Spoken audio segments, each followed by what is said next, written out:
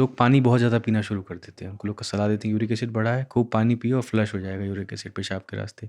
इसमें कोई सच्चाई है? सो डिहाइड्रेशन की वजह से आपका यूरिक एसिड बढ़ वो तो सकता सडन है। बढ़ सकता है ना? अगर आपको डिहाइड्रेशन है, आप पानी पिएंगे, वो डेफिनेटली फ्लश आउट होगा। बट अगर आप डिहाइड्रेटेड नहीं है तो खाली पानी पीने से आपका यूरिक एसिड फ्लश आउट नहीं होगा।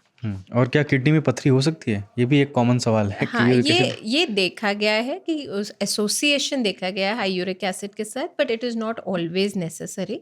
और वंस अगेन जैसे मैंने आपको कहा है कि बॉडी में इन्फ्लेमेशन है, diabetes, hypertension, kidney stone, uric acid high, ये सब इन्फ्लेमेशन की वजह से बढ़ रहे हैं। इसीलिए ज़्यादातर देखा गया है कि किसी को अगर एक ऐसी बीमारी है तो उनको दूसरी तीसरी अगले 5 साल 10 साल में हो जाती है, क्योंकि वही लाइफस्टाइल हमने नहीं बदला होता। मतलब लिंक है, श्योर नहीं है कि हो ही जाएगा, क्योंकि डायरेक्ट वैसे हाँ, कोई डायरेक्ट एविडेंस कोरिलेशन नहीं नहीं है। है, बट मतलब पाया गया है कि साथ में देखा जाता है। क्या पाया गया? सीकेडी भी हो सकता है किसी को अगर बहुत दिन तक बढ़ा हुआ है तो?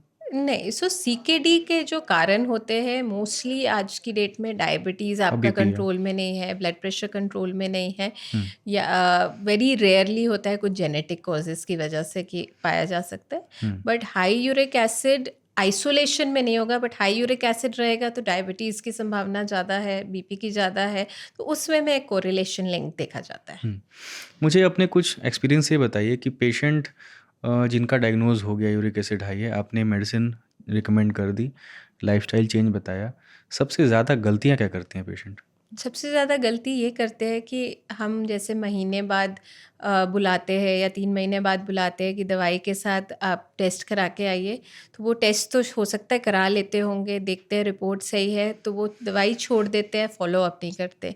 तो दवाई आपने खुद से नहीं छोड़नी है, अगर डॉक्टर ने स्टार्ट किया है, आप डॉक्टर के पास जाइए, आपकी रिपोर्ट नॉर्मल भी है तो भी जाइए, समझिए क्यों आपको दवाई कंटिन्यू करने की ज़रूरत है। बिकॉज़ कई लोग, और हमने अगर दवाई छोड़ दी, जैसे मैंने आपको पहले बोला है, इनके लक्षण नहीं होते। आपने नॉर्मल रिपोर्ट देख के दवाई छोड़ दी, आपको लगेगा कि हम तो ठीक हो गए। आप 2 साल बाद टेस्ट कराएँगे, हमारे पास कई मरीज़ ऐसे आएँगे, कहेंगे पहले तो ठीक था, हमने 2 साल पहले ठीक आ गया था, दवाई छोड़ दी, अब दोबारा से हो गया। ये अभी 2 साल बाद नहीं हुआ, वो दवाई छोड़ते ही आपके 1 या 2 महीने के अंदर रिपोर्ट आपकी वापस ही वैसे हो गई होगी। पर क्योंकि आपको कुछ महसूस नहीं होता है, आपको लगता है कि हम ठीक थे बीच में। जब भी आप नेक्स्ट फुल बॉडी टेस्ट करेंगे या आप किसी कारण से भर्ती होंगे, तब वो टेस्ट होता है और फिर डिटेक्ट होता है।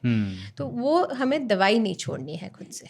और कुछ ऐसे पेशेंट भी आपने देखे हैं कि जो कुछ तो ऐसे हैं जो बिल्कुल आपने बताया सब कुछ, फिर भी वो अपने वाली ही करते हैं, और कुछ जो है बहुत हल्का सा भी कुछ यूरिक एसिड बढ़ा है, डॉक्टर के पास जाते हैं और बहुत ज़्यादा सतर्क हो जाते हैं, गूगल करके, एआई से पूछ के, डॉक्टर से पूछ के, आस पड़ोस में पूछ करके लोग क्रैश डाइटिंग शुरू कर देते हैं, लोग बहुत ज़्यादा पानी पीने लगते हैं, चाय या कॉफ़ी छोड़ देते हैं। ऐसे क्या मिथ सुने हैं आपने? हाँ, सो ये हर टाइप के, वो ये जैसे आपने बोला डॉक्टर गूगल है सबके पास आज की डेट में, अब तो डॉक्टर एआई भी आ गए हैं।